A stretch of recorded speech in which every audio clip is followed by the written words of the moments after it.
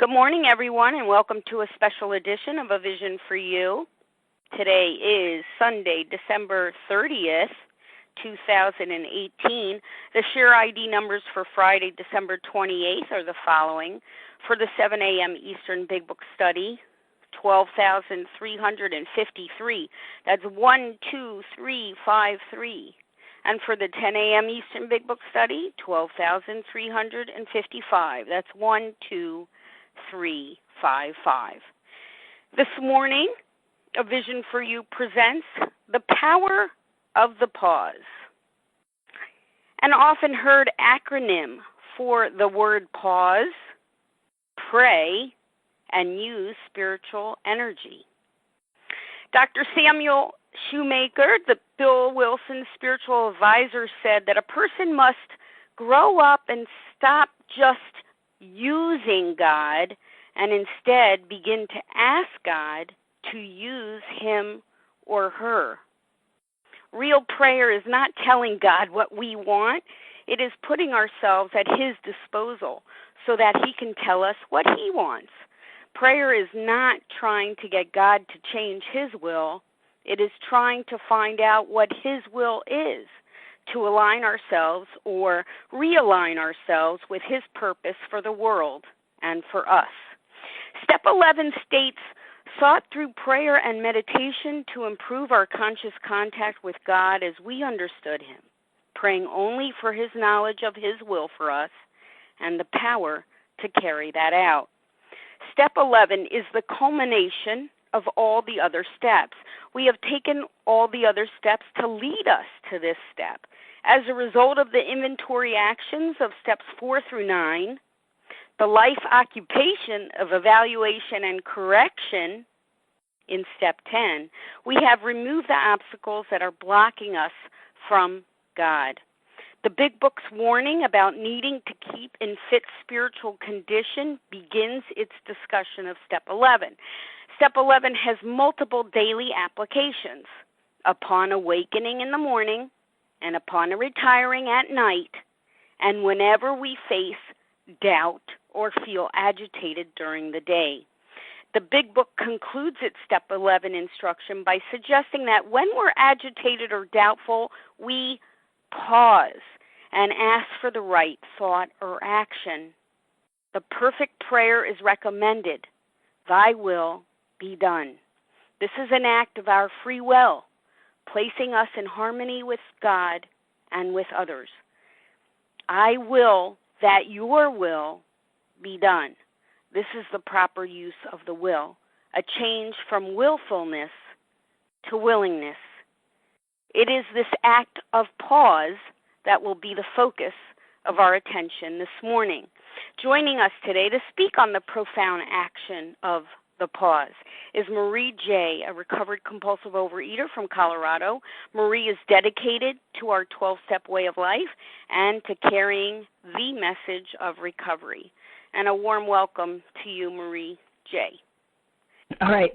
Good morning. This is Marie J., and I am recovered in Colorado, and so grateful to be here and so grateful to have this program and just everything that is offered here, and really super happy to do this. I was so blessed to be able to do the last special edition of last year, so this is just such a treat to get to do it again this year. I'm so grateful.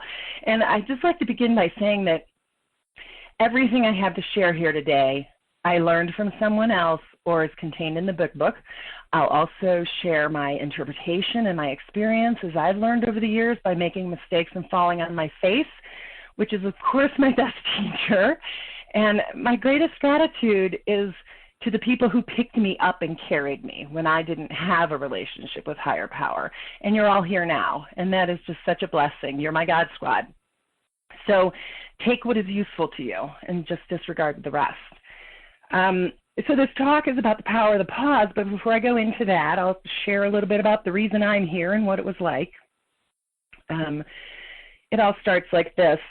As an untreated compulsive overeater, I'm selfish, I'm self-seeking, I'm self-centered, I'm a self-righteous human being, and I blame everybody else for my circumstances. I want you to change. I want you to change so that I can have ease and comfort. And as an untreated compulsive overeater, I'm going to rage until you bend to my will. And then I'm going to go to self-pity for the poor life I have because of you and how you turned me into this.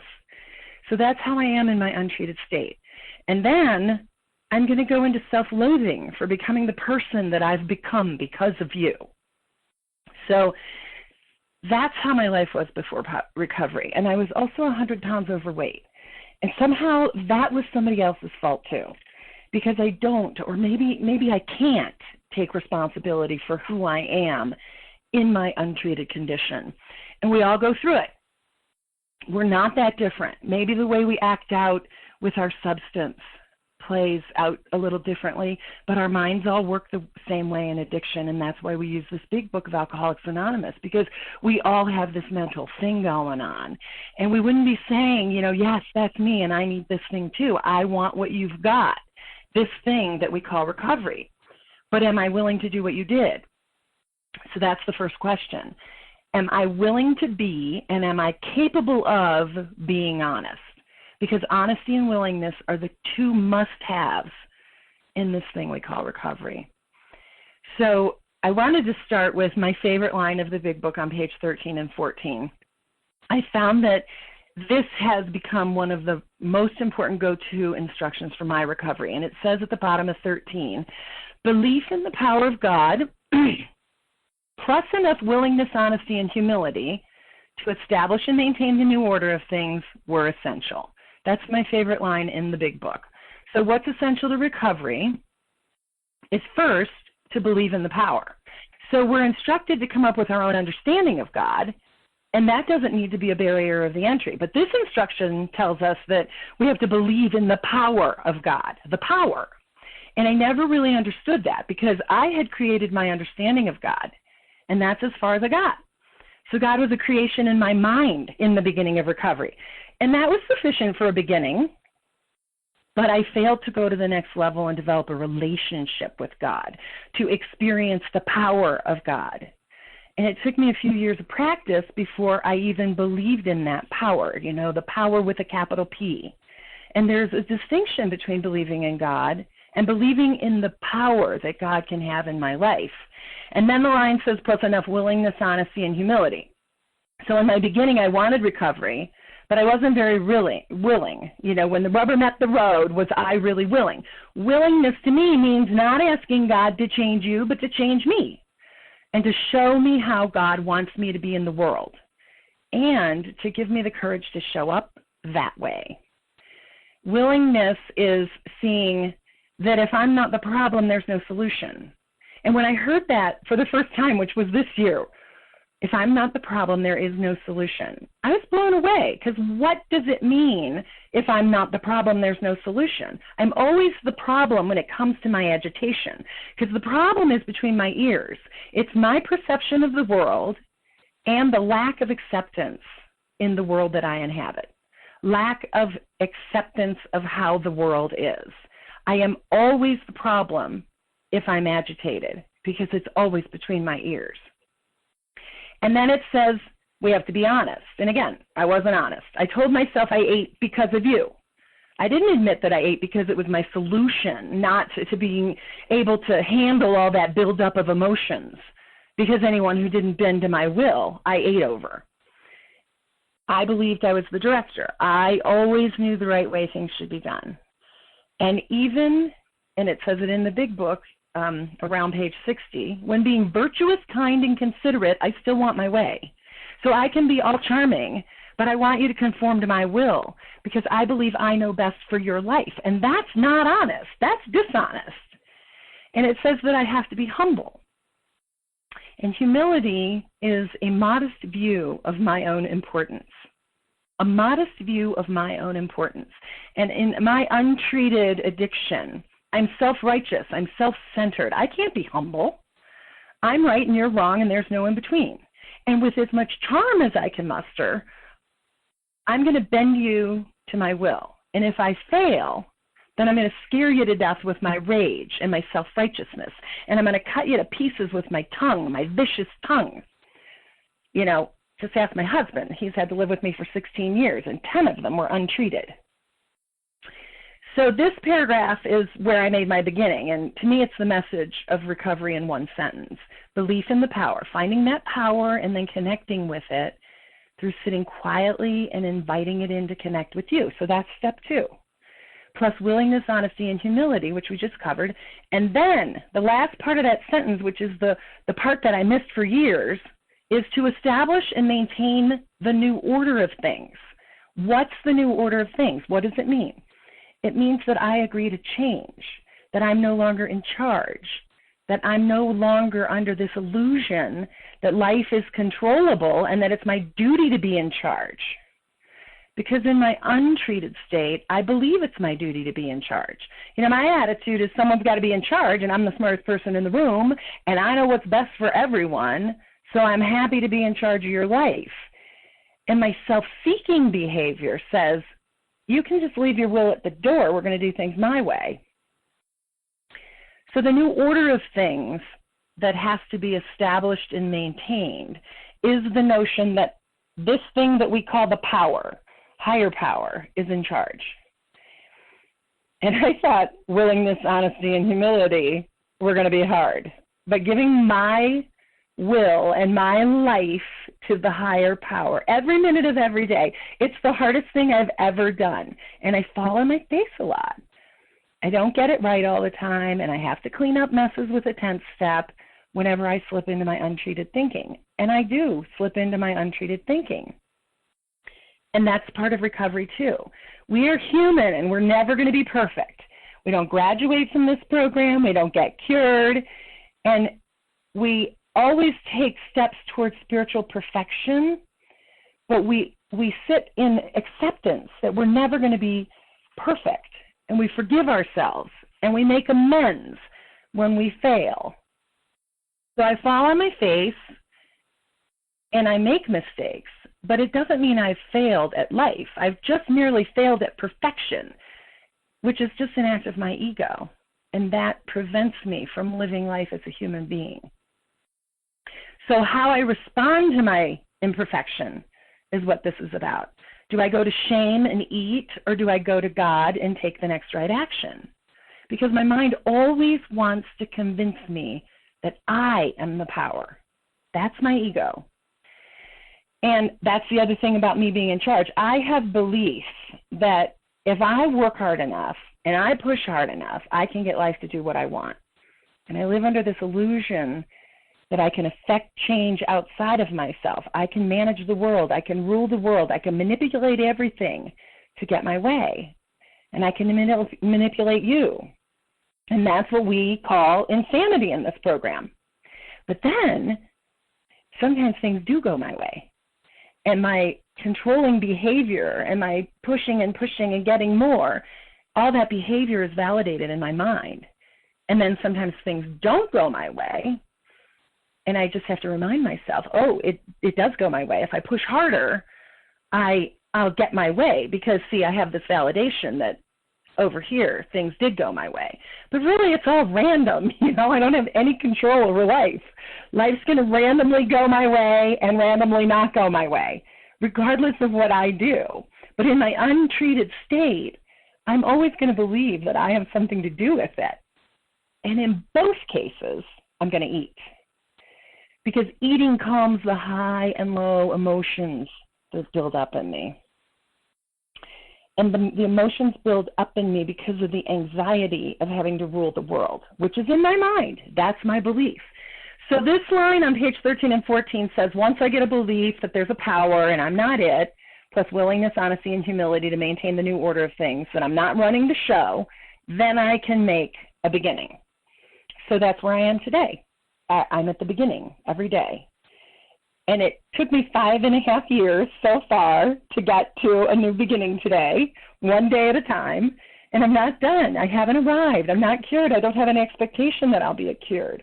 I'm just recovered one day at a time, contingent upon the maintenance of my spiritual condition, which is another favorite line from the book. I have to maintain my spiritual condition. And what 2 relapses and my sponsor taught me is that I have to do this every day with my hair on fire. because if I don't, I relapse. And I just love that expression, hair on fire, and I use it all the time because I relapsed when I rested on my laurels. And I thought I didn't have to work this thing every day. But I learned that today is all I've got. If I get my head into the future, I'm going to get in trouble. I've got today to take direction from higher power. I've got today to stay recovered. I've got today to carry this message, and I've got today to be of service. And that's working it with my hair on fire. And if I don't exercise that spiritual muscle every day with my hair on fire, I'm in danger. Like recently, last month I was in Boston for 4 days with my days and nights were consumed with meetings and dinners, and I was staying in a place where I had no privacy whatsoever, and I wasn't with any program people. And I didn't stay in fit spiritual condition for those 4 days, and I got in trouble in my mind.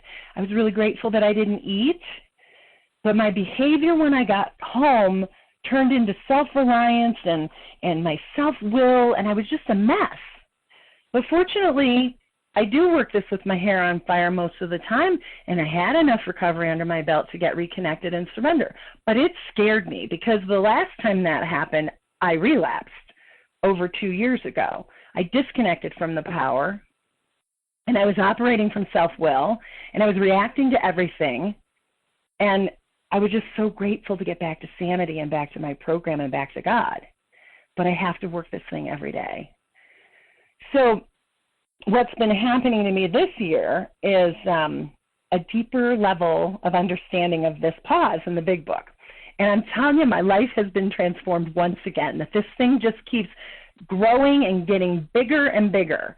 And the lessons in the pause for me this year have been really hard and really painful, but really rewarding too.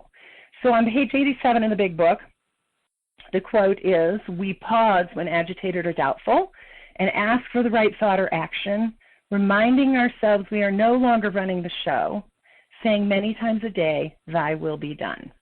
So I'm going to start with that last phrase, thy will be done. What does it mean? So I'm going to read an excerpt from one of my favorite 12-step authors. And the quote is, "God's will for us is the same. We are all designed to become as conscious as we can in the situation we inhabit." So we're to be as conscious as we can in the situation we inhabit. And what I believe that means is life is in session with all the ups and downs, with all the disappointments and achievements. And if we live with consciousness and acceptance, then we're doing God's will. And the text goes on to say, the more conscious we become, the more we actualize our humaneness. So that tells me God's will is for me to become more humane, which is another word for more loving. And finally, the quote says, what we truly desire is to navigate reality in which we find ourselves in such a way as to maximize reciprocity and love. God's will is simply what is in the moment, always containing the possibility of expansive living. So I'm going to read that one again. It's a little mouthful. What we truly desire is to navigate the reality in which we find ourselves in such a way as to maximize reciprocity and love. God's will is simply what is in the moment, always containing the possibility of expansive living. So navigating the reality we are in to maximize love and look for ways all the time to live expansively. That's God's will for us. I just love that. So back to this instruction on page 87. We pause when agitated or doubtful. I love the way the authors use the word agitation because I can apply that word to every negative emotion I feel. I think they really worked hard on choosing this word carefully because I can say that when I'm feeling anything else, anger, disappointment, betrayal, sadness, all of these emotions cause a disturbance in me. All of them are agitation. So when I'm feeling something that's not love, not kindness, all I have to do is check in and say, okay, I think that's agitation. It just makes it simpler for me to identify. And then the other word is doubt. And, doubt comes down to fear, and that's also agitation. I'm disturbed when I'm feeling fear. So anything that I'm not feeling that is not love that is God's will for me, to be able to navigate this reality that I find myself in. Anything that is not love qualifies for a pause. So I don't have to stop and go, is this agitation? Is this fear? Is this doubt? I just have to pay attention to anything that is going on that is disrupting love. And then I pause. So for me, this is where I spend the majority of my day. And I don't mean to sound funny. I don't mean to have false humility here. My mind is a dangerous place, and I'm really clear about that. I spend all my time in the pause because I'm not so recovered that my judgment of others isn't my first thought. When I get uncomfortable, when I'm agitated, my first thought is, whose fault is this? And trust me, it's not mine. I just want to blame someone else because I'm uncomfortable. And then bam, right there. If I can catch myself in that moment of insanity and pause, that's it. That's the beginning. That's the pause. And it happens in a split second. But of course, at that same moment, I'm fighting my character defects that are rising up out of dormancy to join the circus that's going on in my head. So I got self-righteousness coming up and saying, hey, wait a minute, I'm the one who's right here. I am right and you are wrong. And self-pity comes in and says, oh, God, I got this life and my life is so hard. And blame comes up and says, oh, if only you would act this way, then I could be fine. So it's not easy to pause in the thick of my mental gymnastics that are going on when I get agitated. So earlier in my program career, I was just practicing the pause in my marriage because agitation was really easy to identify in my marriage, and it was really loud. And just about anything my husband did would cause me agitation, and that's just the nature of being married to an addict that has control issues and self-righteousness. And I'm not talking about him. He's not one of us. That's me. So here we have two completely different personalities living together 24/7, managing kids and housework and priorities and work and general life stuff. And my untreated addiction to control makes me judge first and then maybe pause later. But that's not really pausing. If the moment passes and I've reacted, then it's a 10th step that I got to do to go clean up whatever mess I made. So my marriage is the best place to start learning about this pause. So it's simple to see the need to pause, but in the moment, it's just not really easy to do. So you can picture me, because this is literally what I did in the beginning. Hide in the bathroom. I just run and hide in the bathroom, put a sock in my mouth, and pray to God to restrain my tongue. And that was my beginning. And for someone who judged and raged all the time, it was a good beginning. It was progress, man. And over time, it worked. I just kept shoving a sock in it and running into the bathroom, and then I go right a 10th step and make a call to one of my God squad. And after a while, it seemed like magic because I stopped raging. And then it seemed like my husband changed.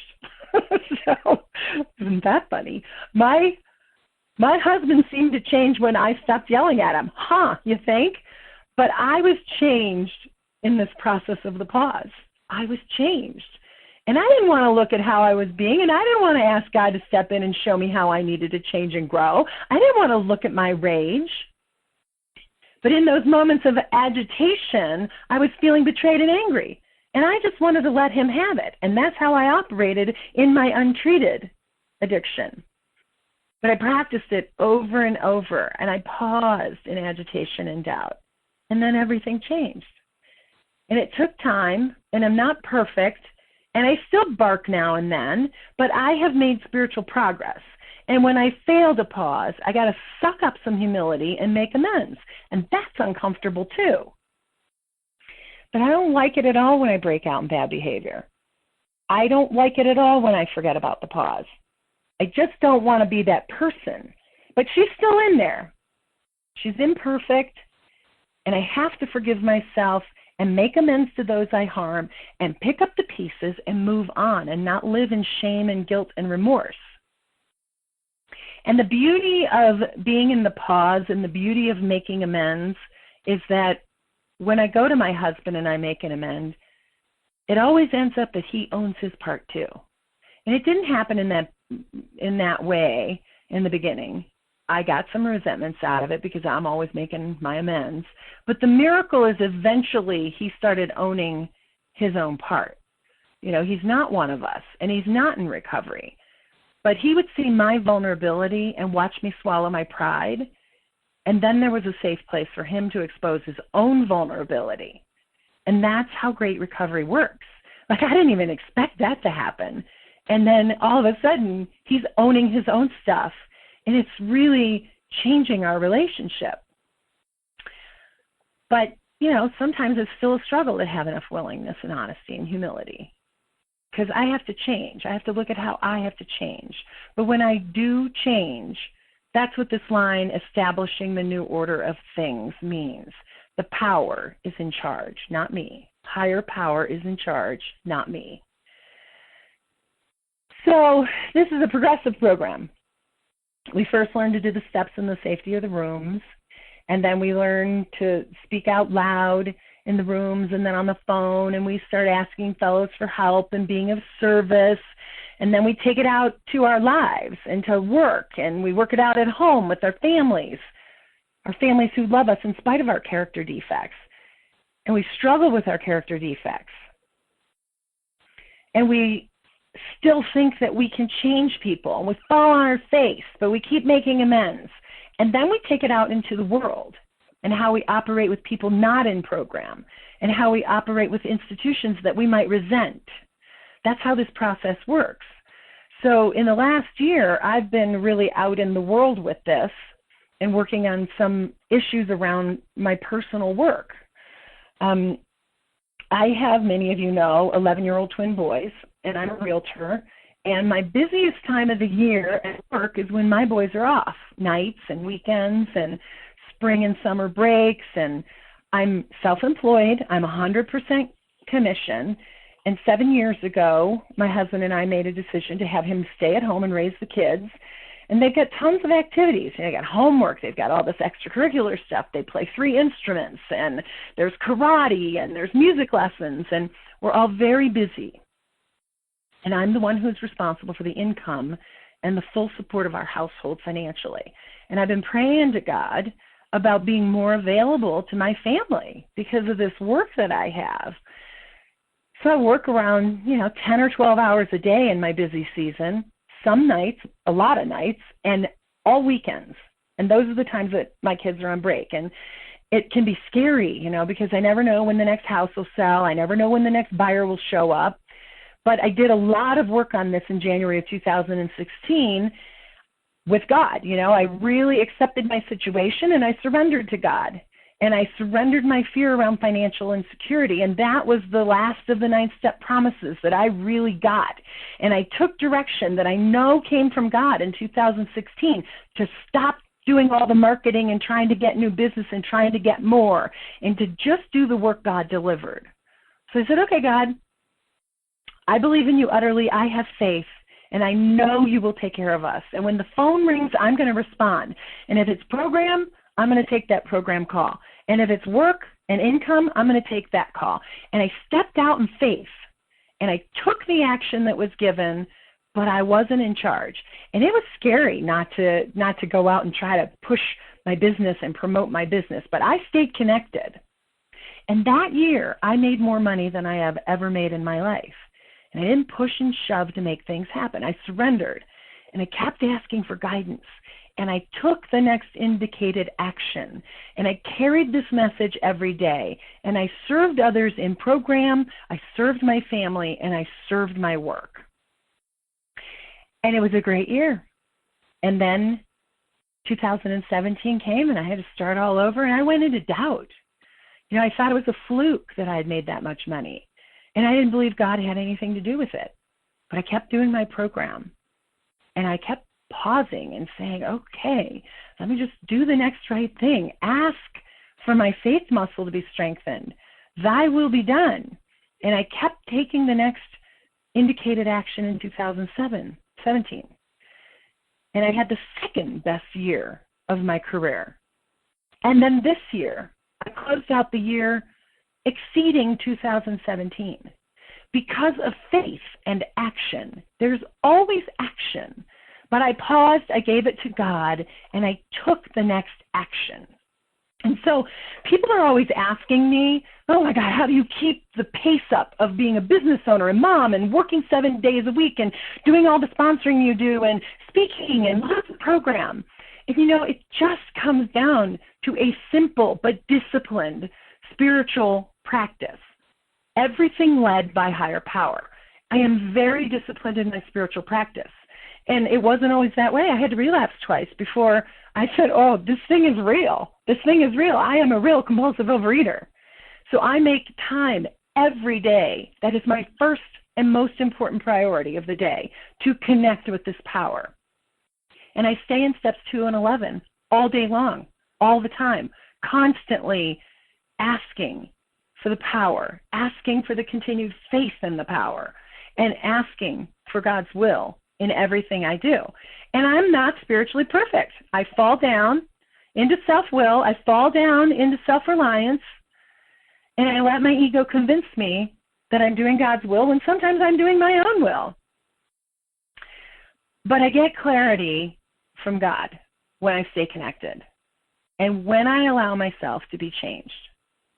I have to allow myself to be changed. It's that simple. And it's not easy, but it's infinitely better than the alternative. The alternative is I go back to living as a rageful, unhappy, undisciplined, sick puppy. So the biggest thing that happened in the pause this year for me happened in the last 8 weeks. So I'm so glad to be able to share this with you. All year long, I've been asking God how I can have more time with my family. And if it was God's will, I would consider doing something else. So, I could have nights and weekends off and have time with my family.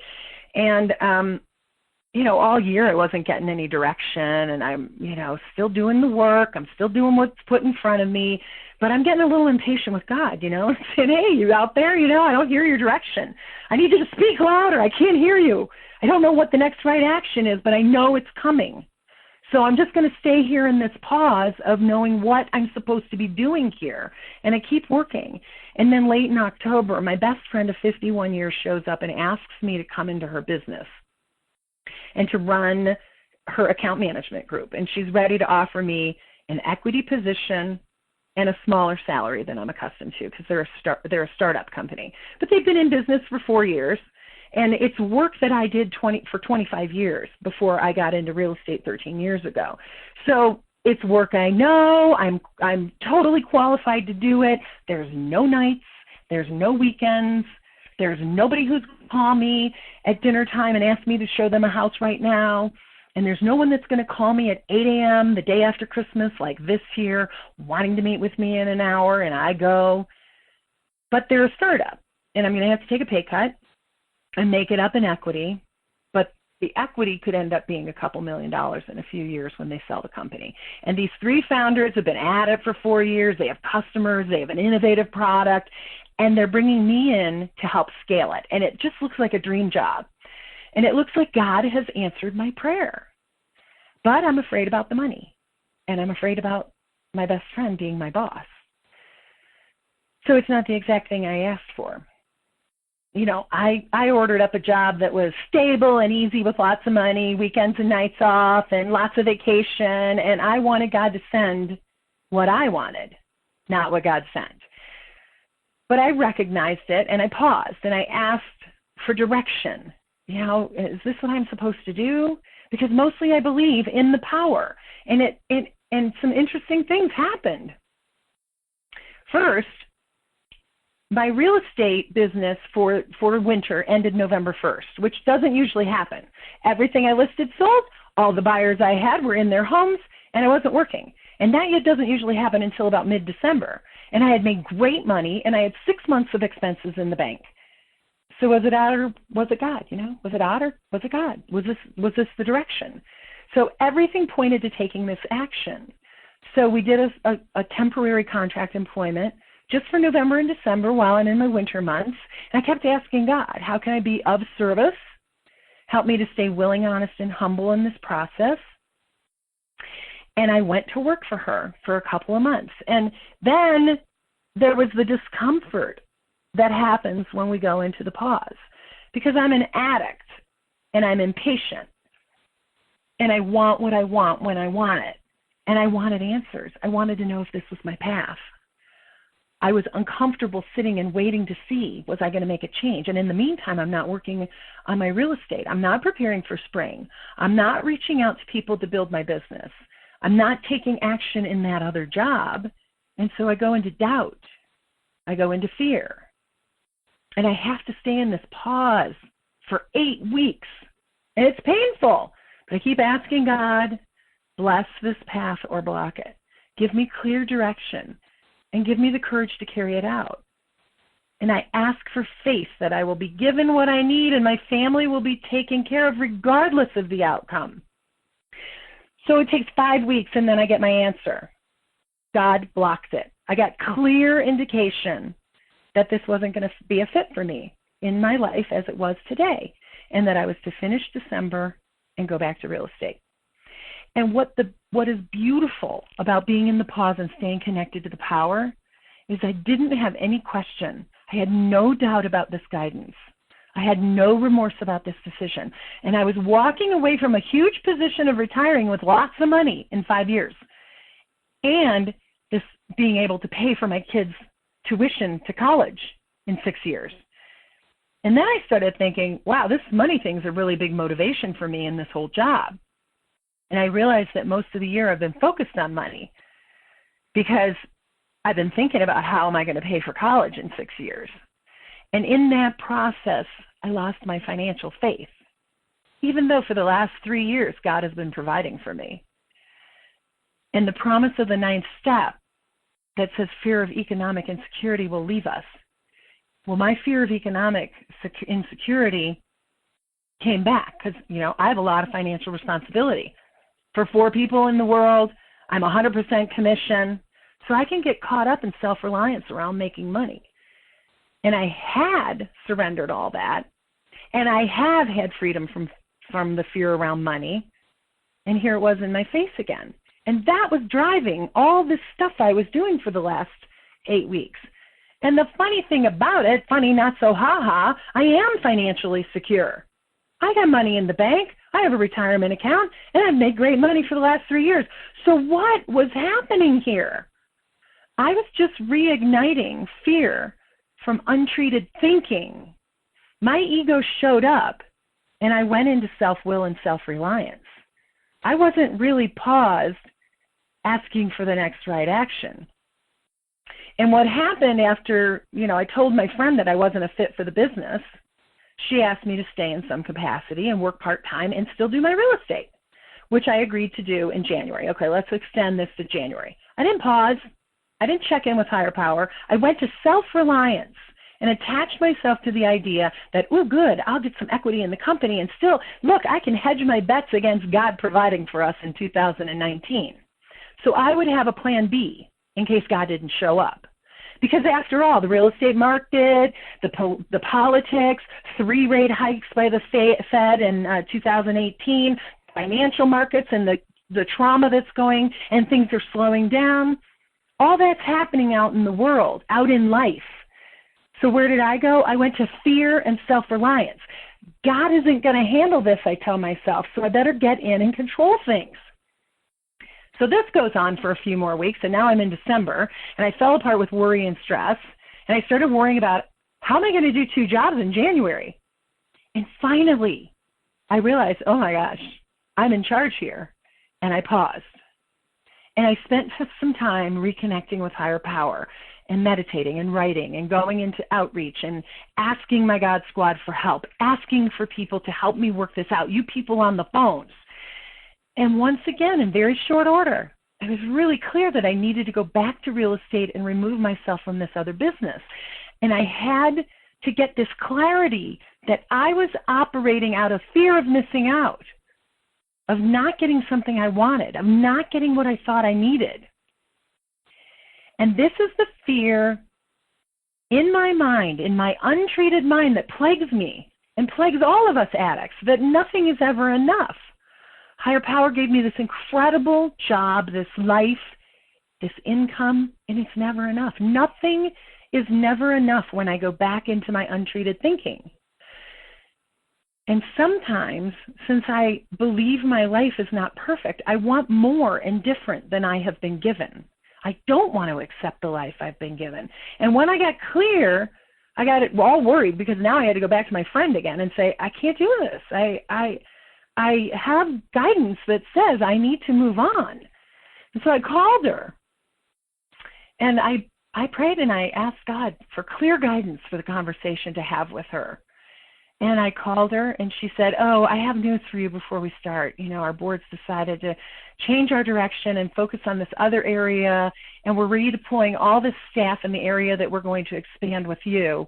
So we're not going to move forward yet on that area of the business. Okay. I just wanted to laugh. Like, okay, is it odd or is it God? I let go and it fell into place exactly as it was meant to be. So sometimes the answers come immediately if I pause and ask for direction. And sometimes it just feels like intuition rising up in me. You know, I might feel some fear at taking the action, but the answer is always clear if I remain connected to this power and I earnestly seek. It tells us in the big book, earnestly seek and the answers will come. And the big book also says how we're often surprised how the right answers come after we've tried this for a while. So one way that I get away from self-reliance to the pause is to ask myself all day long, where's God in this? And lately, the answer is always behind the door I slam shut in God's face. You know, God is always there. And willingness means opening the door that I closed. God doesn't close doors. But God cannot take what we will not give. I close the door and I go to self-will and self-reliance because I take the power back and I play God. And the pause is hard because it makes me look at my patterns. It makes me look at my resistance. It makes me look at my character defects. It makes me halt this untreated, addictive urge to get more now, get answers, get my way, to get control, to be the power. So the pause opens this door of willingness, honesty, and humility to establish and maintain the new order of things, that I'm not in charge. The pause causes me to change and grow in the light of God. And I'm no longer surprised when God shows up with the right answers. The pause has given me faith that the power of God is so much bigger than my human mind can even get wrapped around. And my only job is to stay connected so I can hear the direction, open the door, direction that is loud and clear and direct when I practice the spiritual connection and try not to grab control. So I have another story that really ties this situation up, and it's something that I still struggle with a little shame around. And in the middle of all this angst and the discomfort that was building in me when I was in the pause for that 6 weeks, I broke. You know, I fell on my face one day. I let it get to me, and I didn't really know what was going on until later. But I blew up at my son Adam, and I don't know, I didn't know that it was all this work crap building up in me. You know, he had done something, and I overreacted, and I really let him have it. And I called him selfish, and he cried, and I raged, and my untreated mind took charge, and I took it out on my kid. I tried to control him. I tried to change his behavior, and I was really nasty. And later, I felt the shame and humiliation of my inability to control my emotions. And you know what? I'm powerless. I'm powerless, and I can't control it. I have to surrender that. But I didn't turn to the power then. I went into self-reliance, and it failed me. And I hurt my son. And I was full of shame. And I did a 10-step, and I made amends to my son. And then I made amends to his brother and his dad for having to witness my behavior, and I was forgiven. But I held on to that shame for a while. And what I know is that shame doesn't serve anyone. It's so easy to go into shame and get stuck there in morbid reflection. So I had to go to God and ask God to remove this character defect. I fall down and I take things out on the innocent. I hurt people. Even recovered people fail at spiritual perfection. And I know it serves no one to wallow around in shame and guilt. That only leads to medicating with food. And I have to work this thing with my hair on fire. And I have to make sincere amends. And I have to change. And I have to let God have it all. And it was a really great lesson for me. It was painful. You know, God continues to show me all the places I'm not paused. And when I'm focused on this pause, when I'm agitated or doubtful, then I get to see everywhere that I'm not paused. Because I can't change what I can't see. So I'm not arrived. I haven't arrived. I'm a spiritual being having a human experience. And if I'm to establish and maintain the new order of things, I must always have willingness, honesty, and humility to be changed, to have God in charge at all times and giving me direction at all times. And the big book tells me that my mind is undisciplined. And when I am untreated, I am always going for self-preservation. The discipline of the pause is just the hardest thing that I'm learning. I have to keep my eye on progress, not perfection. I might go into morbid reflection, but I have to ask God to remove that character defect right away so I can go back and be of use. And so I can carry a message of hope to others through my failings and being able to say how I was able to be pulled back up. And when I do it, I get a sense of freedom. I get a sense of recovery. And I feel the presence of this power that I call God. So the pause leads me to the conscious contact with God, God in charge. Thy will, not mine, be done. And that leads me to a position of neutrality in all areas of my life, with my food and with my mind. And I feel safe and protected by the power of God. And that is freedom from this disease. So I have one final story, and it's the best thing that came out of this 8-week pause that I've been in.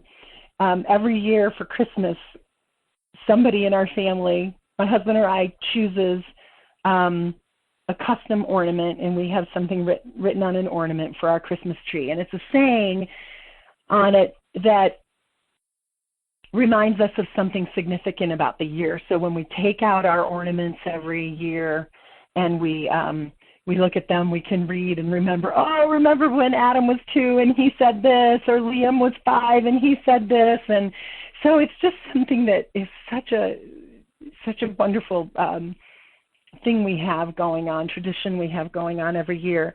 And this year, my 11-year-old son secretly made the ornament.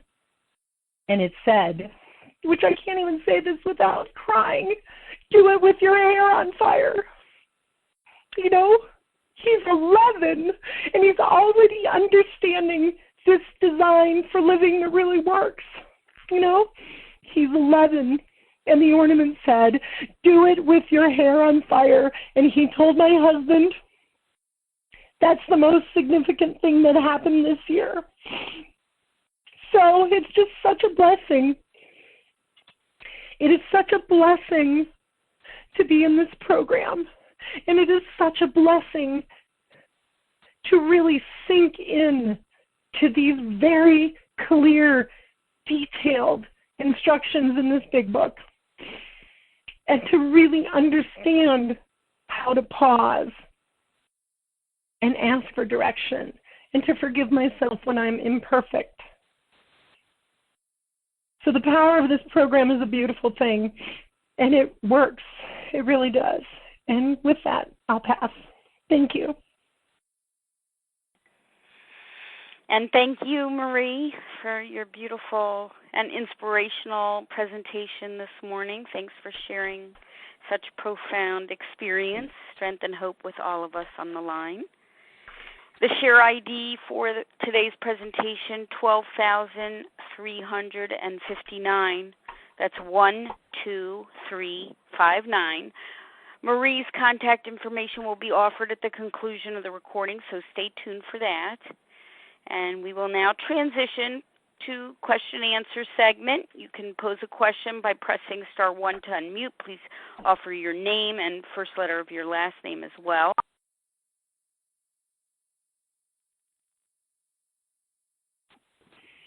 Who has Ginger a question? C. Ginger. Cynthia C. Cynthia C. Bonnie B. Bonnie B. Elizabeth D. Yeah, got in. Maureen H. Maureen H. Elizabeth Shannon D. S. Shannon S. Matthew F. Matthew S. I have Ginger C, Cynthia C, Bonnie B, Maureen H, Shannon S, Matthew Toby. S. Toby W. Toby W. Okay, that's Elizabeth D. Elizabeth D. We'll tack you on the end there. Okay, that's a great group. Everybody, please mute. Thank you very much, except for Ginger C. Ginger, your question, please. Hi, good morning, Leah. Thank you so much for your continued service. And Marie J., wow, beautiful, beautiful. And what an ending, the connection with these families and what they're experiencing. You know, our example is pretty profound. So incredible. And, you talked at the beginning, and I just love this when you read it on page 13, belief in the power of God, plus enough willingness, honesty, and humility. And, it's one thing to believe, but it's another thing to rely. And the book tells me God is everything. So I'm just curious, that was a big pivotal point for you in your recovery from what it sounded like when you were sharing. And, what was that moment like, or that experience? Was there something that you can pinpoint where that change happened, that you saw the power of God? And with that, I pass. Thank you. Thank you, Ginger. Oh, I don't know that I can go back and point to any one thing, but I do know that after my second relapse, and I learned about having to do this with my hair on fire every single day, that I only have 24 hours.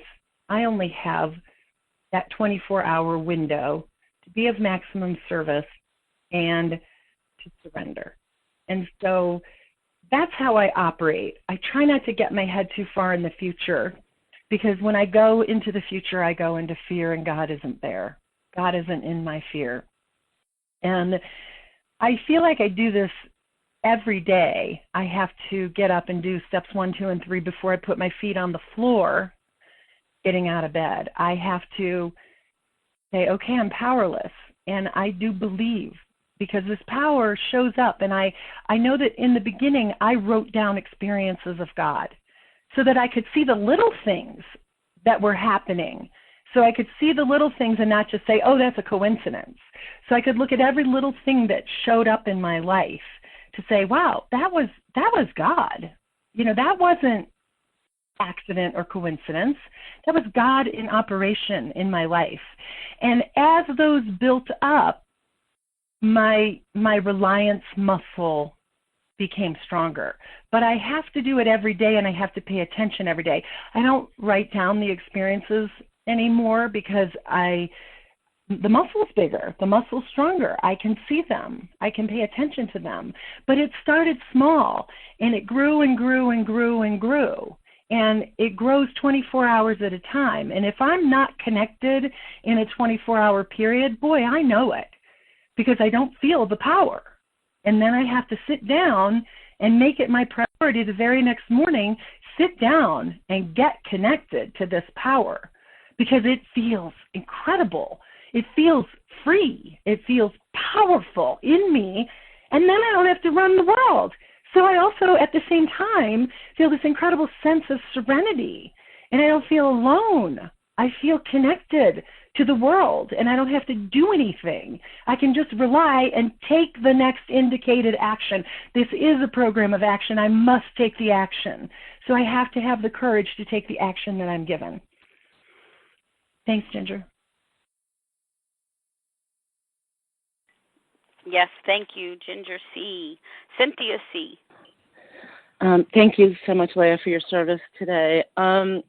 Marie, J, unbelievable. Just, you spoke to my soul. I have to say that last year, your special edition profoundly affected my program. It profoundly had this amazing impact on my program, and in the way that I relate to my family members. So I really felt like today you were telling my story about going from rage to connectedness with God. And I have found those promises to definitely be coming true with my husband and my multiples. But one of the things that's come up for me this week is an unusual amount of interaction with extended family members who are not in program, who are not in recovery, who are not mentally stable or healthy. And we have a lot of interactions with them coming up this next few weeks. And I'm just wondering, you talked really about how you're applying this to your own immediate family. I'm just wondering how you're applying these steps and dealing with sort of the outside world or other people who may not be so stable or connected or invested in your recovery. With that, I pass. Thank you. Thank you, Cynthia. It gives us the instructions right in the book on page 66 and 67. We realize that the people who wronged us were perhaps spiritually sick, though we did not like their symptoms and the way they disturbed us. They, like ourselves, were sick too. We asked God to help us show them the same tolerance, pity, and patience we would cheerfully grant a sick friend. When a person offended, we said to ourselves, this is a sick man. How can I be helpful to him? God, save me from being angry. Thy will be done. This is what I do. I accept, I have to, before I can surrender anything, I have to have acceptance. I must accept life as it is. I read that quote from Rodney Shapiro is the quote that I read earlier about, how do I live in this world? I have to accept my world that I inhabit, and I have to accept the people and the things that are going on. I can take action. I can be in the world and have causes that I want to work on and things like that. I don't have to sit passively, but I have to accept that this is the condition of the life I inhabit. And then I have to surrender it. I have to say, God, I am uncomfortable. This makes me uncomfortable. And then I have to say, oh, I'm spiritually sick. Perhaps they are too. I am imperfect spiritually. And if I am sitting in judgment of others, there's my spiritual imperfection right there. How can I be of service to them? How can I carry your will out? What's your will? Just to love. Anything that isn't love is my problem. Then I'm the problem because it's between my ears. So I don't know how many times I say during the day, if I'm not the problem, there's no solution. If I am disturbed, I am the problem. It's what I'm thinking about whatever is going on in the world that I inhabit. And how can I get to acceptance? And how can I surrender? And how can I ask God, this is a sick man. How can I be helpful to him? If I go always to everything with service in mind. I went into this job with service in mind. My friend needed my help, and I wasn't even sure I wanted to do it, but she needed my help, and I went in and said, how can I be of service? I'm not attached to this outcome. How can I be of service? So that's how I go after everything. I don't do it perfectly. I fall on my face. I hurt people, but that's the instruction I try to take every day. Thanks, Cynthia. Yes, thank you, Cynthia C. Bonnie B., *1 to unmute. Good morning, everyone. Bonnie B. in Cincinnati, Ohio. Marie, if I ever doubted what's God, like what's Memorex and what's live, boy, was it clear to me today that you are God speaking through you. Again, you told my story in so many ways. I'm about 4 months in recovery, and my abstinence has been a blessing of, good. That's been good. My mental twist is getting twistier sometimes. And I threw up on my brother at the end of a Christmas event. I left a big turd in the living room and told him he wouldn't know a feeling if it hit him in the ass. And, it's like you spot it, you got it. And you're just really showing me. And because I don't know how to walk through this. I apologized to the group before I left. I did it in tears, trying to keep back my own shame and guilt. And now I've been kind of like hiding out from them and feeling like I probably ought to go in the center of town and sit in my sackcloth and ashes. And I'm wondering how you help yourself, or how you ask God to help you get out of that terrible, icky, you're a piece of crap feeling when I fall on my face so much. Thank you, Bonnie. I love that you spot it, you got it. Oh, that's such a good saying. And congratulations for 4 months in recovery. Wow, that's incredible. Thank you. The hiding out in shame and guilt. It's so hard. After I did that to my son, the shame and guilt were just so bad. And, and then I go into this self-talk of self-loathing. You're better than this. You're more recovered than this. You've got a talk to do in 2 weeks, and look at who you're being. It's just incredible where our mind will take us. And that's just the ego.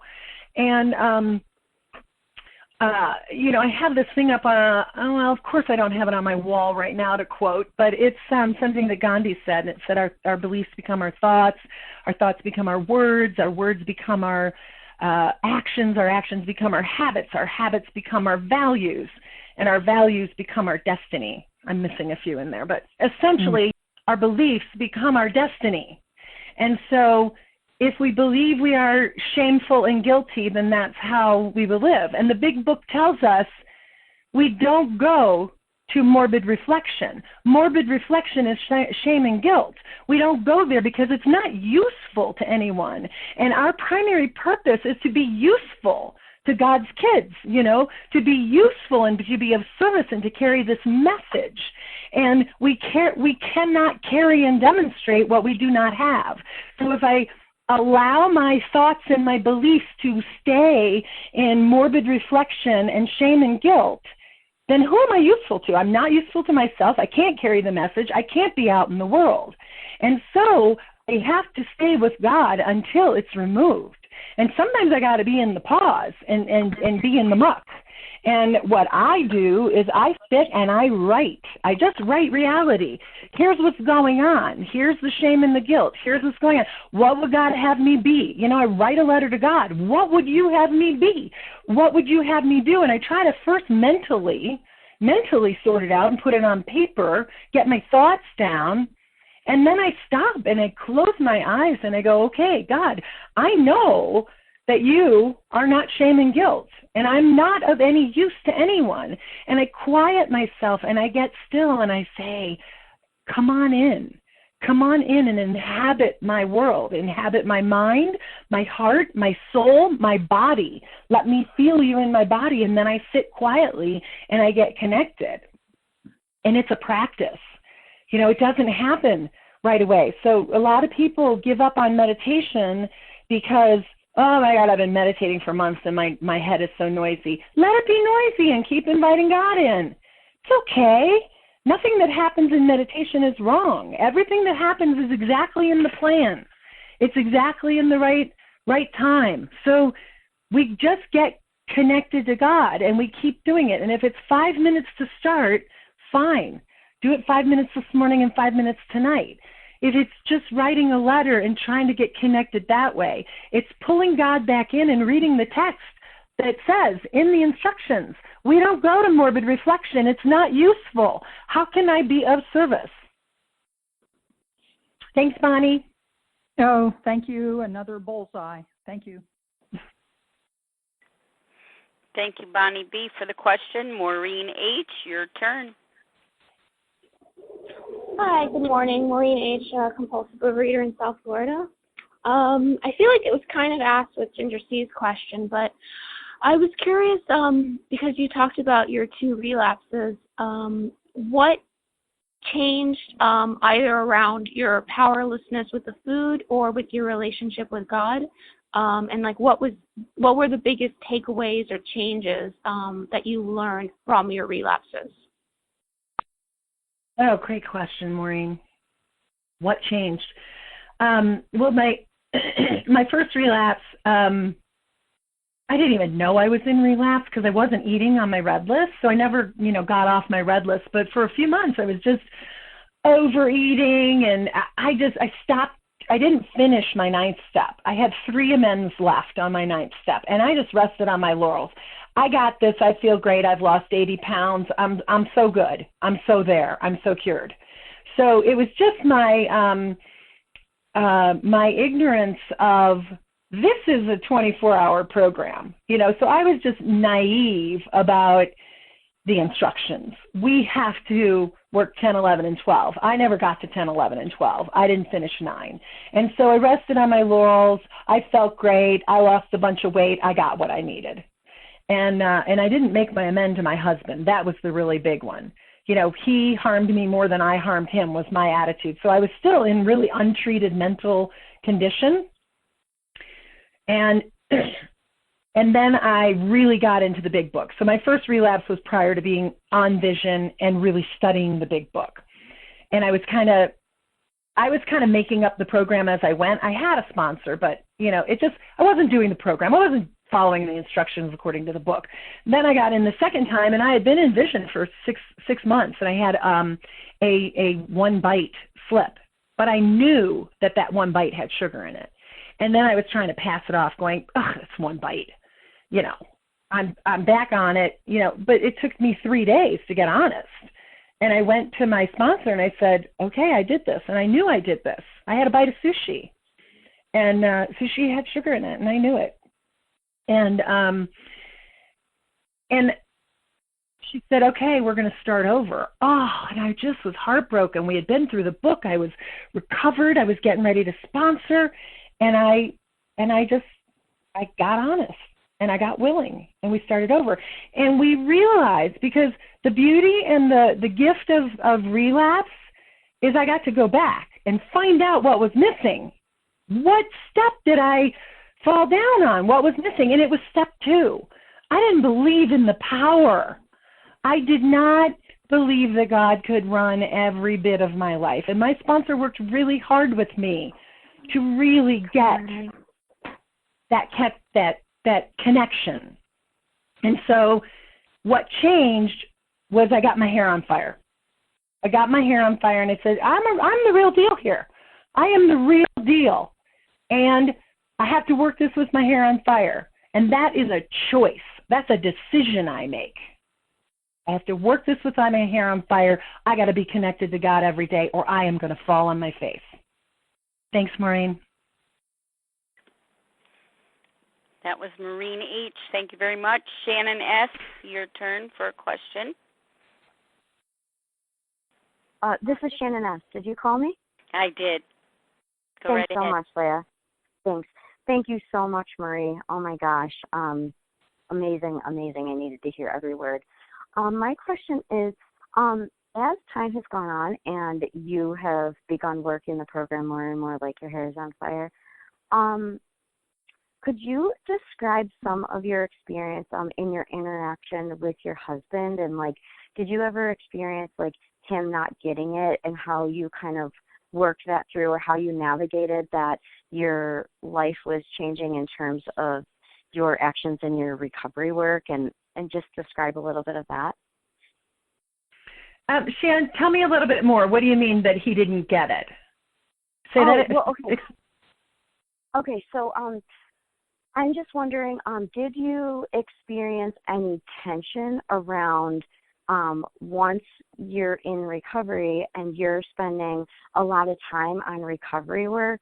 Was there any tension there, or him not understanding why you needed to spend so much time maybe on the phone or in meetings or doing your step work? Oh, that's a great question. Yes, of course, there was tension, and he was really angry sometimes because, people would call at any time, and so I negotiated that with him, and I sat and explained it. And my husband and I have a 5:30 a.m. marriage meeting on Wednesdays and Fridays, 5:30 to 6:30 a.m. every Wednesday and Friday, and we sit and kind of do program in terms of we each get to speak and no one's allowed to comment on where each other is. And we work out issues and we do boundary setting and things like that. And we've been doing that for 5 years, 5.5 years since I got in program. And that has been a good place to negotiate things. And I have explained over time, that, well, of course he was there for my 2 relapses. And I do a lot of my work with sponsees in the same room he's in. I'm on the phone and he can hear my side of the conversation. And so he hears a lot of program. But I've had to spend a lot of time explaining, this is saving my life. This has to be first, or I'm going to turn into that wild animal that you used to be married to. And so he gets that. But I negotiated the times. I said, okay, I have to do this program work. So I will do it either early in the morning, or I will do it while the kids are getting ready for school and you're getting them ready, or I will do it at this time or in the evenings, and you can pick. And that's when I will do it. But I need a few hours a day to be on the phone with people. And he picked. So I do my sponsoring very early in the morning before anybody's out of bed, and while he gets the kids ready for school. So that's what we've negotiated. He never questions it. And sometimes I take calls later in the day, but I don't do any calls after 5 o'clock my time. That's what I agreed. I will be home on the nights I'm not working with the family, and I will not take calls. And when I work with people, I tell them that, and I text them, and I say, I do calls during these hours, and we negotiate that. And that's how I stay committed to my marriage and my family, and I don't get consumed. It's like everything else. I work during these hours. I do program during these hours. I do my personal program all day long, but I carry the message and sponsor and take outreach calls at specific times. Thanks, Shannon. That was Shannon S. Thank you very much. Matthew S., your turn. *1 to unmute Matthew S. Good morning. My name is Matthew F. from northern New Mexico. I've been abstinent for 5 days, and one thing that has been mentioned several times is this notion of thy will be done. And for such a long time, as I've been floundering around in this program for the last couple of years before I got a sponsor, I thought thy will be done meant that God would do it. And I realize more and more that it's up to me to do it, to be quiet enough and to listen to God's will for me and be patient and to really do the work. So I want to thank you for letting me share and pass. Thank you, Matthew. And, congratulations on your 5 days of abstinence.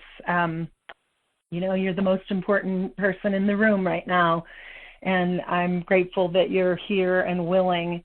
And, that thy will be done, that's the pause, and the pause sometimes is long and hard.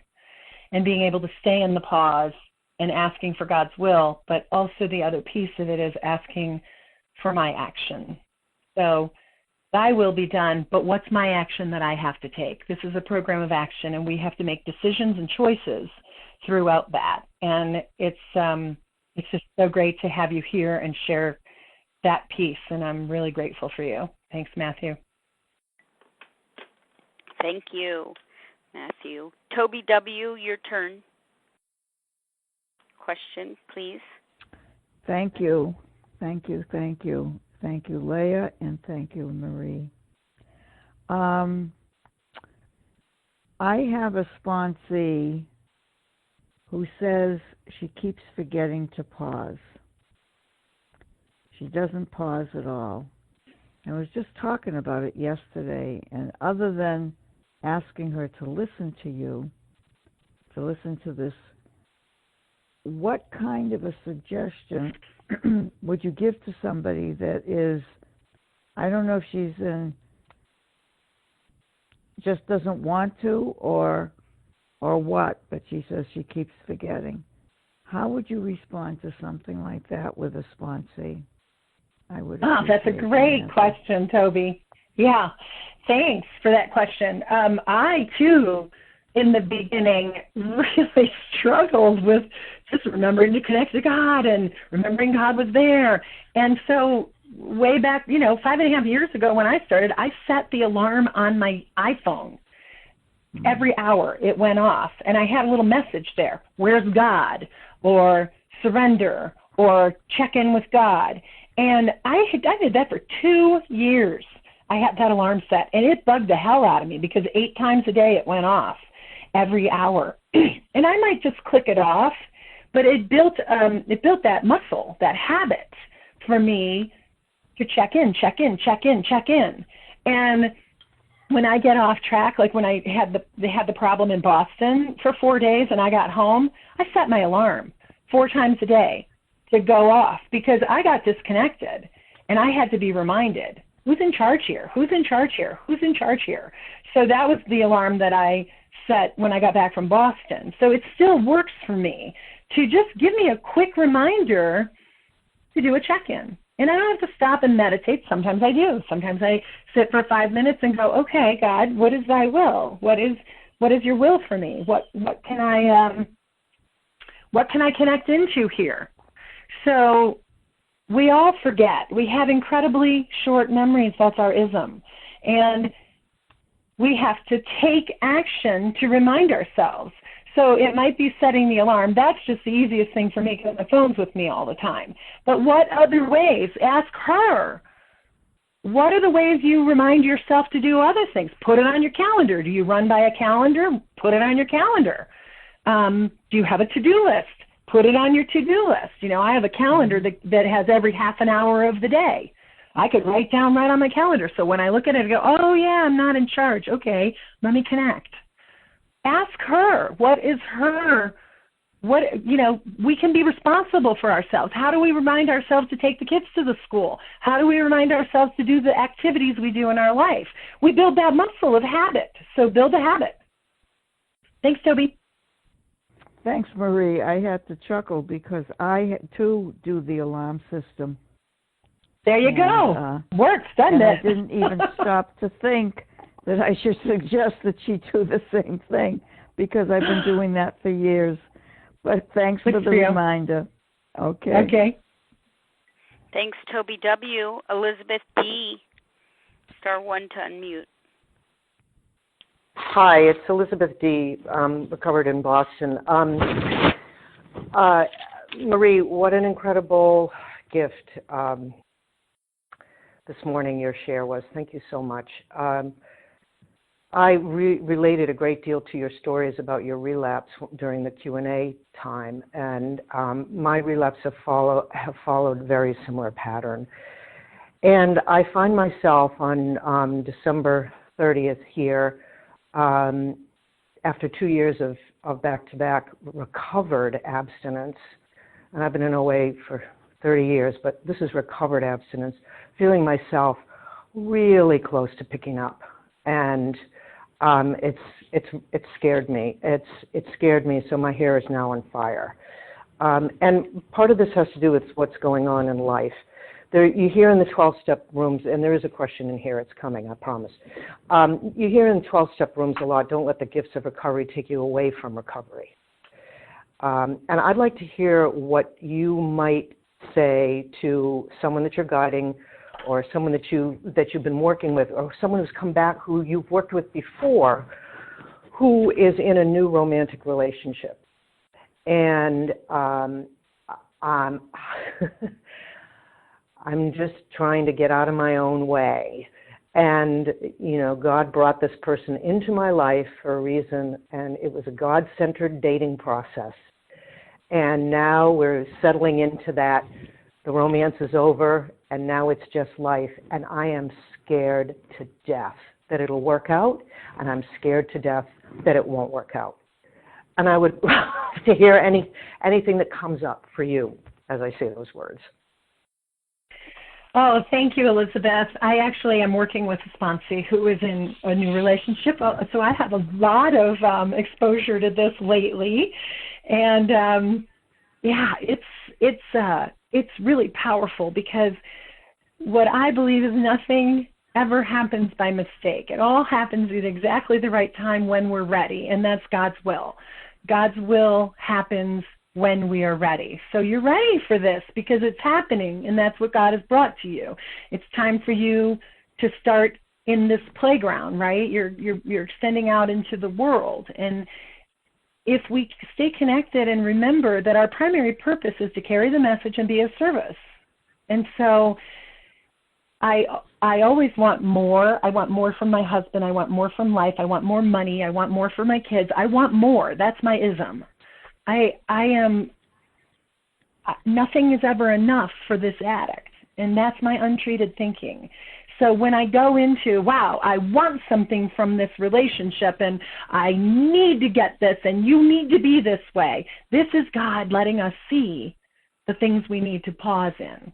It is such a good opportunity for the pause. And, running into the bathroom, stuffing a sock in it, and asking God to restrain my tongue when I want something from you, or I want you to be a certain way, or I want you to change, especially when the honeymoon's over. Because now we all show up with our ugly warts, and I'm 16 years looking at my husband's warts, and he's looking at mine, and we are two very, very different people. And there's a book out. I just heard about this recently. I don't even know what it's called, but it's like it's something like, we will marry the wrong person. Why will we marry the wrong person? Because we're all unique and different, and we all think that person is going to answer our prayers and fill our hole. We have to keep going back to God. God fills our hole. We make those people God. We make our sponsors God. I've done all this.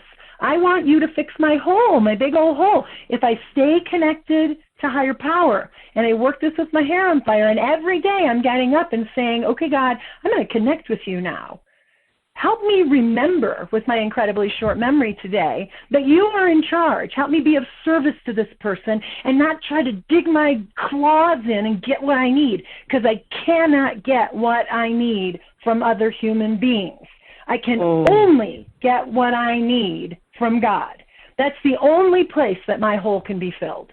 And if I stay connected and keep this daily maintenance of my spiritual condition my number one priority, I'm going to fall on my face. I'm going to go and make demands of my husband.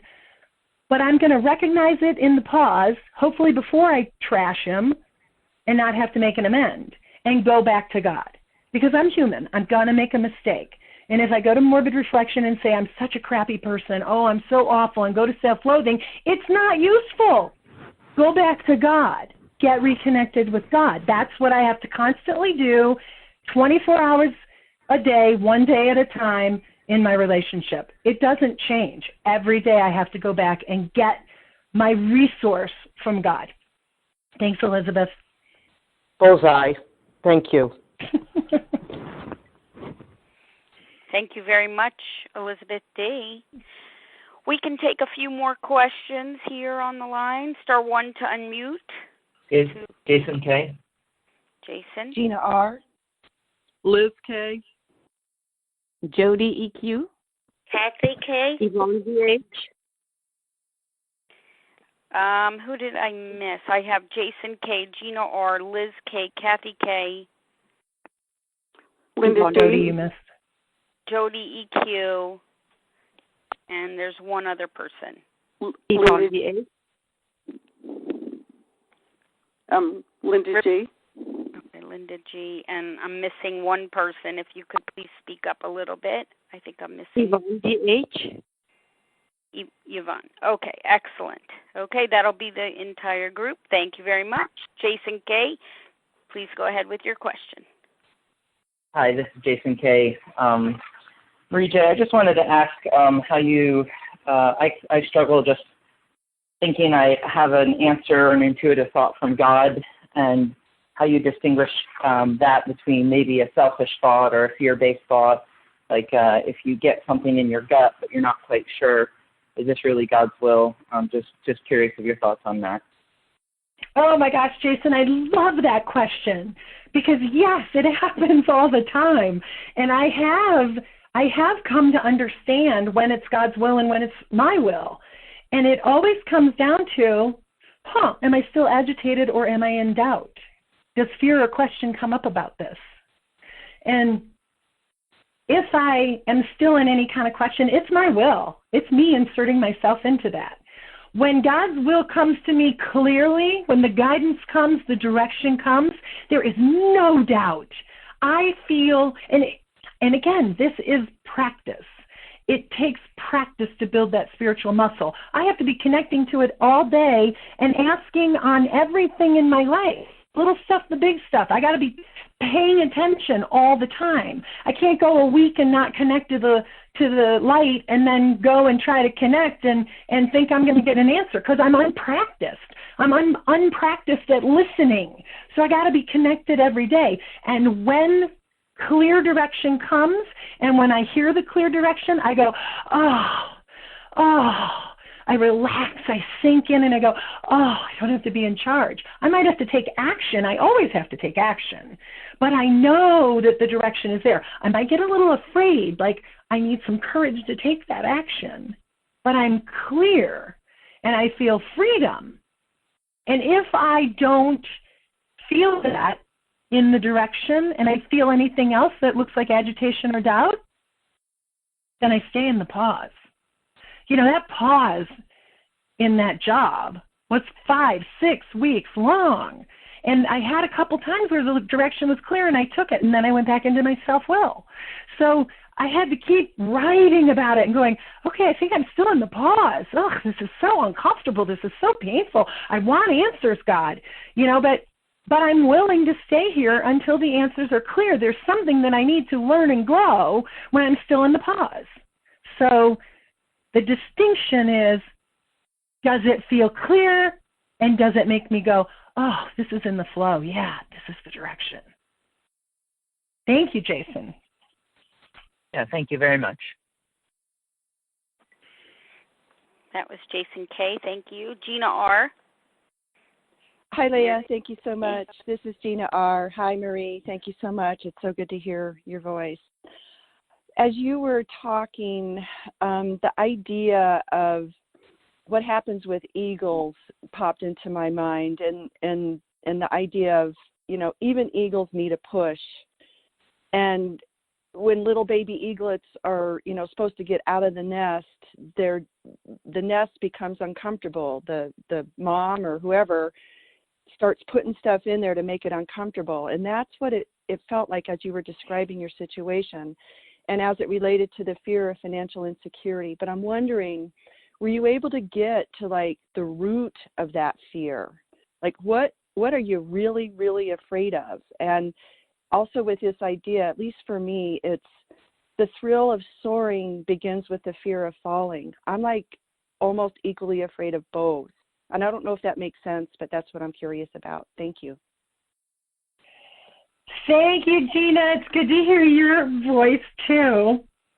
What was I really afraid of? Yeah, you know, whenever I do fear inventories, Herb K has a really good sheet, and it has where does this fear come from? And then there's another question he asks that is, I think it's Herb K's sheets. What is the historic reason for the fear? And when I look at the historic reason, I always go back to my childhood. And so I have this core belief that I'm not safe. And I grew up in a family of alcoholism where there was unpredictable behavior. And once we start to understand that core and what happened when we were young and whatever was going on in our families, once I can look at that and see it for what it is, and also say, okay, is that happening today? I'm a grown-up today. Do I have to attach myself to the fear? Do I have to, is that reality today? And how do I go to God with this? But it's so much a part of my underlying core that, yeah, that stuff comes up. That's a regular trigger for me. It hasn't been so much on the financial piece until this most recent thing. Like for 3 years, I have had full financial freedom and just reliance on God. But it was time for me to go deeper. So like you said, the mom puts the stuff into the eagle's nest to make the eaglet uncomfortable. God puts stuff in my nest to make me uncomfortable, to take me to the next level. Am I truly reliant? Am I truly in faith? Am I truly in freedom? And so I'm always challenged to dig deeper and look at these historical notions that I had as a child and bring them into the present. Not drag them into the present and blame my husband for them, but to treat them with program and treat them with the pause. Okay, what's going on here? Let's think about this. Let's write about this. Let's pray about this. So I dig in deeper, and I'm just down to another deeper layer of the onion. Thank you, Gina. Thank you. Thank you very much. Liz K., your turn. Star 1 to unmute.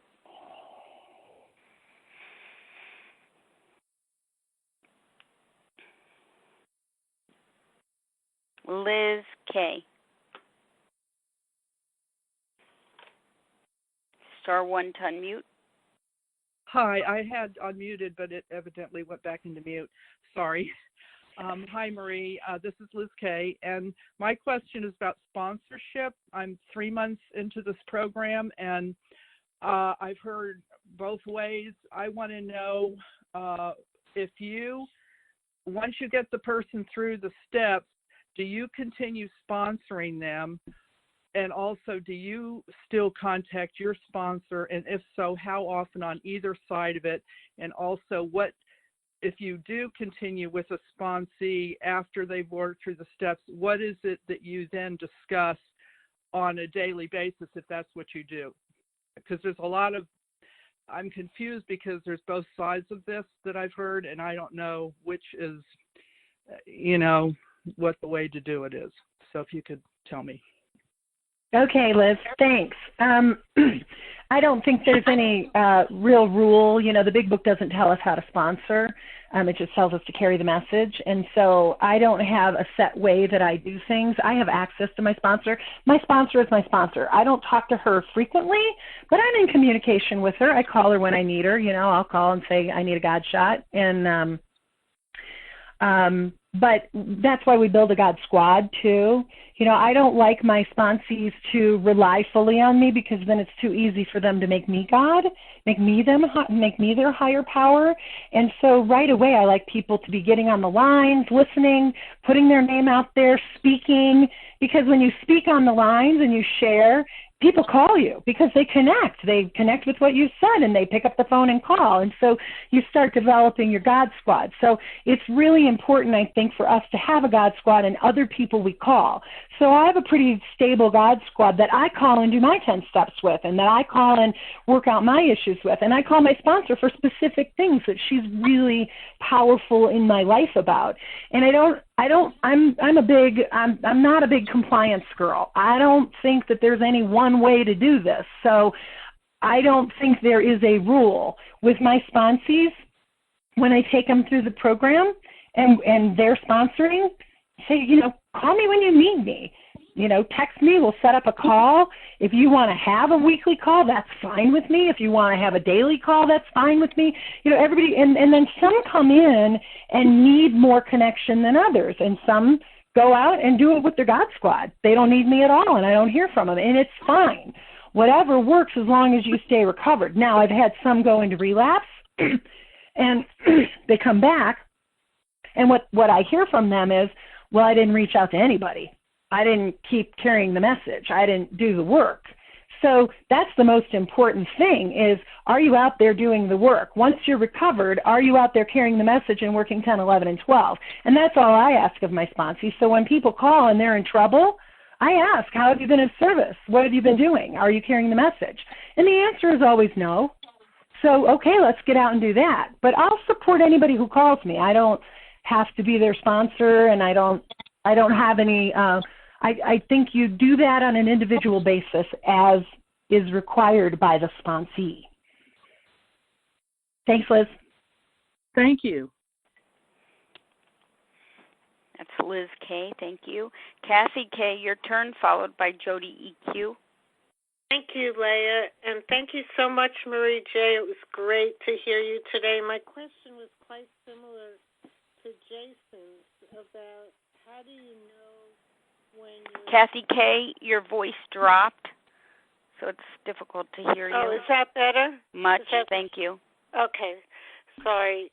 Marie J., I'm wondering, in knowing that the pause and what you receive in the pause is God's will, and you said to Jason, if you feel better and you feel loving and you're not agitated, then that indicates that's the next right action. I sort of carry that same principle, but sometimes I make mistakes with that, and I act too quickly. And I'm just wondering whether sometimes you check with fellows or what else you might to discern the will of God. Thank you. Thanks, Kathy K. Good to hear your voice, too. Yeah, that's always a good idea. It's an ad hoc kind of thing. It's a case by case. It depends on how big the issue is, too. On this issue of this job, I was checking in with people all the time on it because it was a really, really big change. It was a big deal. So I think the bigger the issue, the more I check in. And sometimes when I get the direction is so loud and clear I can take immediate action. More often than not, I get the direction, but I don't take action for 24 hours. I might write about it a little bit more. I might meditate on it a little bit more. It's really circumstantial, and I do try to check in with my God squad. I mean, my squad's pretty important to me, and running things by people who know me so well. You know, I have that handful of people who I'm really connected to, and they know me well, and so they can ask me questions that will help me discern.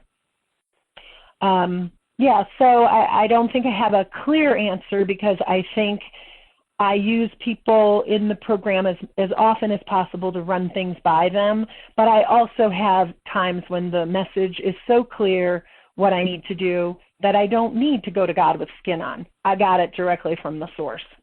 Thanks, Kathy. Thank you. And yes, and the other thing is, yes, I do make mistakes. I do make mistakes and have to fall on my face and go, whoa, that was self-will. Okay, I didn't hear that clearly. And it's just progress. Yeah. Thank you so much, Marie J. Thanks, Kathy. Thank you, Kathy K. Jody EQ, followed by Linda G. Thank you, Leah. Thank you for your service, and thank you so much, Marie J. What a wonderful share. Thank you. I really benefited from what you said about finding God's will is also about finding love in the situation. That was fantastic. My question is around your relapses, what you called your relapses. You said one of them was a bite of sushi, and the other one, I think you said, was overeating, maybe? I'm not sure what you said. I just wondered if you would elaborate on that, and if you think being so strict with your food is instrumental, with the level of spirituality that you have attained. Thank you. Thank you, Jody. Yeah, my first relapse, it wasn't so much about the overeating. I mean, the overeating was what I did to give myself ease and comfort when I stopped working in the program. I didn't finish my steps. So that was the first relapse. I got to 9, I rested on my laurels, and then I started eating for ease and comfort. And eventually I got to a place where, and I stopped weighing and measuring my food. I just stopped everything.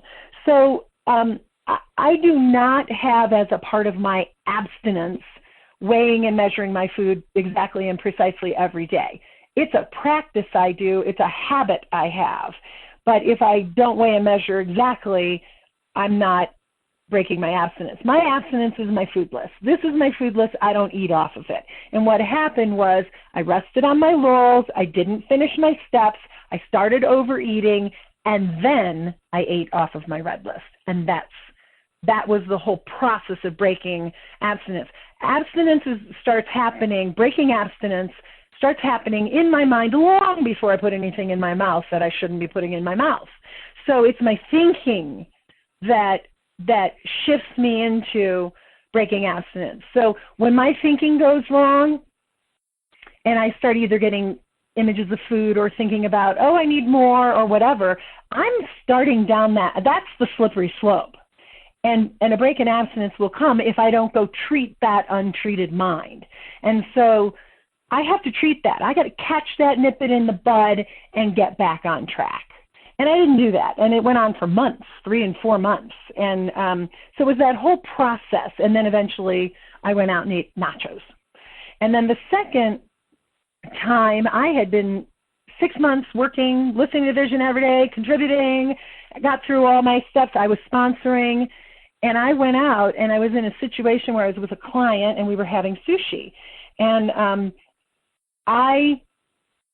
I didn't know that sushi rice had sugar in it, so I thought sushi was sugar-free. I actually thought I was eating abstinently. But then I ordered something, and it had a drizzle of something on it that I knew had sugar in it. And I was with a client, and he was male, and I was embarrassed to, send it back. And my embarrassment of my condition got to me, and I made a choice to eat it anyway. So that I knew was like, oh, boy, that's relapse. When I make choices like that. And I knew it had sugar and I ate it anyway. So this whole thing about, I realized, I have to stay clean on my abstinence. I cannot put those foods in my body and get away with it. And yes, that directly impacts my level of spiritual connection. Because if I am using substances that my body can't tolerate, it's right there in the doctor's opinion. I have an allergy of the body and a twist of the mind, and I am powerless. And if I cannot do the first step, then I cannot carry a message. If I cannot be powerless and stay in that powerlessness and let God run my life, I can't get through the rest of the steps. It's the first step. So yes, it's completely tied to my level of spiritual connection. Thanks, Jody. Thank you, Marie. Thank you, Jody EQ. Linda G, and then our final question will come from Yvonne DH. Thank you. Good morning, Linda J. Thank you, Leah, for your service. And Marie, it was just absolutely, you were a godsend for me this morning. It was just what I needed. I'm actually in the same business as you, and I was blaming it for my breaks. So my question is, I was in another food 12-step program. I have to do all my programs on the phone because of where I live, 14 years, and I went through 5 AWOLs, Way of Life, where we do the 12 steps. The last one was a Herb K AWOL, where we went through the big book. But the 4th step was really skimpy because we had to go through it fast. And I joined A Vision for You in July after I had a major relapse of picking up my alcoholic foods. And my question is, have you ever sponsored somebody who was afraid to get back to goal weight because when they hit goal weight, it was insane. I mean, with a lot of attention.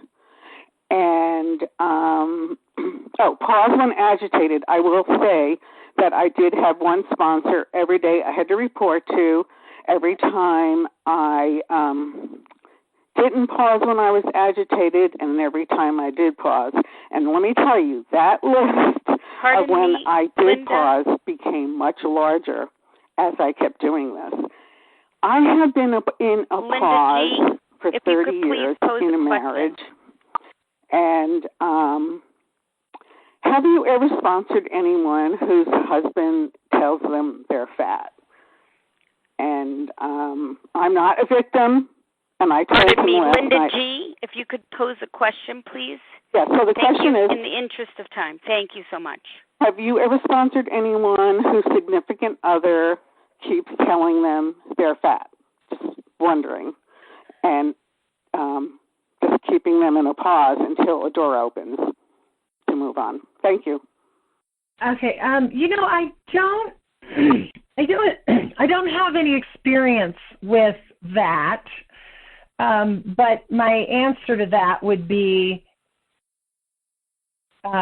relationships are hard and people are the way they are. And so we have to stay really close to God about that, and we have to keep working our 4 steps on our relationships, because there's all kinds of wacky things that happen in our relationships and all kinds of ways people show up in our relationships that we don't like.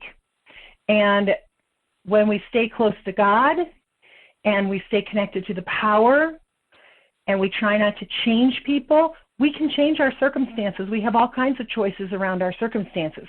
If my marriage isn't working out, I have the choice to leave.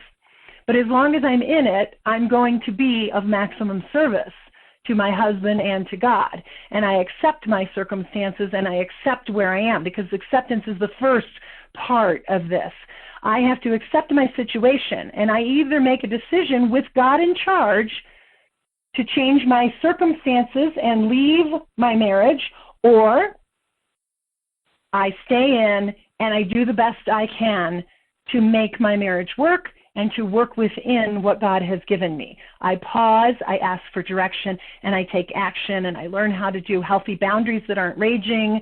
You know, all of these things have been a process for me. I don't do them perfectly, but it's so much better than the alternative. And I have chosen to stay. There was a time where I was thinking about divorce because of my marriage and the situation. But I was also in a lot of self-pity and blame. Now, I practice program with my marriage most of the time. And in that, we have to work out and negotiate a lot of difficult things. And I don't sit around like a doormat getting run over. But God leads. God always leads. God is in charge. Sometimes I fall on my face and do it wrong, but I always try to go back to God. How do I handle this situation? Thy will be done always. And I pause until I have the right direction. Thank you, Yvonne. Thank you. That was Linda G. Thank you very much. Oh, sorry. Our final question does come from Yvonne D.H. this morning. Yvonne, *1 to unmute. Thank you so much, Leah, and thank you, Maureen J. Thank you for your share today. You really talked about my story. I'm a compulsive overeater and in recovery, and I'm calling from Germany. My question is about new behavior in relationships. I happened to be in a family gathering yesterday, and there was it was part of a self-fulfilling prophecy. Because I've got a brother which is very, very difficult for me, or I am difficult for him, or whatever. And everything happened just the way I thought, of course. And you were talking about putting a sock in the mouth and going to the bathroom, etc. Well, I left the room twice. I left the room twice and tried to breathe and do things I could. So I tried to change my circumstances. And I tried not to change him, and I tried to get hold of God, but things got very difficult, more difficult. I was like sitting there with my hair in fire, and it was really difficult, really difficult. Of course, I can't stop him, and he went on talking and talking and talking and stepping on my toes, and no boundaries at all, just like it was in my childhood. So, and I thought, you can't keep leaving this room now. You can't do this all the time, and you will spoil this gathering. You can't do that. So I was really with my hair in fire, and yeah. So that's my question. What can I do? And to do small steps and stay somehow in serenity. Thank you. Thank you, Yvonne. That is just such a good example of the pause. You know, we can be in discomfort in the pause. You know, sometimes we don't get the right direction. We don't get the right answers when we want them. You know, we want ease and comfort now. Most of us. I do. I want the answer now. And sometimes the pause is longer. And I have to just disconnect myself in the moment and stay there and either look for a way to be of service. And, you know, sometimes I'm sitting there the entire time when I'm in discomfort praying. God, show me how to be of service. God, show me what you want me to do. I'm so uncomfortable. Okay. Clearly you want me to be in this so that I can see how I react in my discomfort. And thy will be done. I'm not clear on what your will is for me. You know, I have these mental conversations going on with God sometimes and saying, okay, I'm really uncomfortable. It's okay to be uncomfortable. It is okay for us to be uncomfortable. We don't like it, we don't want it, and we want it to change. And now we can also set boundaries with people, you know, and we can remove ourselves if it's too uncomfortable. You know, I'm not saying what you should have done in that situation because I wasn't there and I don't know. But some people in our lives are abusive, and we learn to get to God's will, and sometimes God's will is to set a boundary and not have a relationship with people. I don't know, but I know that my job is to be okay being uncomfortable and be able to say, God, I'm really super uncomfortable. I'm willing to be here. I'm okay with it. What is it you would have me learn? What is it you would have me do to change? How do I need to change? My perception about this needs to change somehow. You are clearly giving me this pause to be able to feel this discomfort and to take the next right action. And I don't know what that is, so I'm going to stay here in the discomfort until I'm clear. And if I have to pray the whole time I'm there, that's what I do. I just keep praying. Help me to be of service. Help me. This is a spiritually sick person, just like me. I am spiritually sick too. How can I be of service?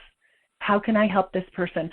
I cannot afford to be angry, remorseful, or resentful. God, help me to show up the way you want me to show up. And that's all I do. And I stay in the discomfort. That's the pause. It's not a comfortable place. And sometimes it can last a long time. Thanks for your question, Yvonne. Thank you so much. You really made me smile. And that's the answer. Thank you so much. Thank you. Thank you so much, Marie J., for making a lot of us smile this morning. Thank you for your beautiful presentation, your generosity with your time and your service this morning.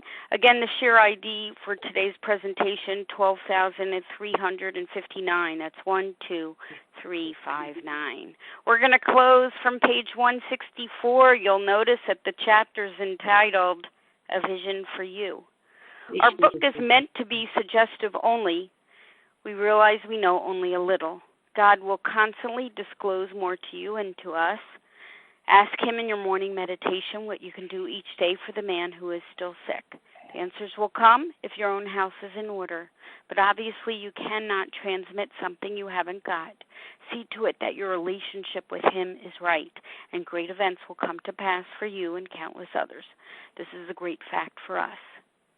Abandon yourself to God as you understand God. Admit your faults to him and to your fellows. Clear away the wreckage of your past. Give freely of what you find and join us. We shall be with you in the fellowship of the Spirit, and you will surely meet some of us as you trudge the road of happy destiny. May God bless you and keep you until then.